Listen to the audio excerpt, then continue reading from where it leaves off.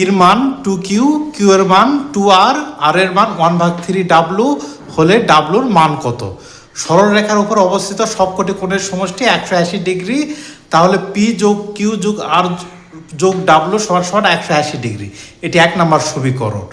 এখন সবগুলো মানগুলোকে আমরা আর এককে রূপান্তর করব। এই R = 1/3W আছে, তাহলে W মান হবে 3 গুণন R, 3R। এই আর এককে আমরা রূপান্তর করলাম। কিউ এর মান 2R দেওয়াই আছে, আর এককে রূপান্তর করা হয়েছে।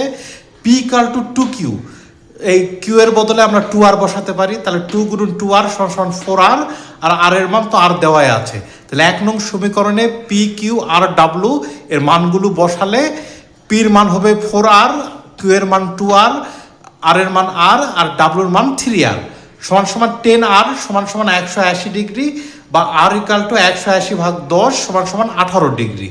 আমরা জানি এখন ডাব্লুর মান বের করতে হবে।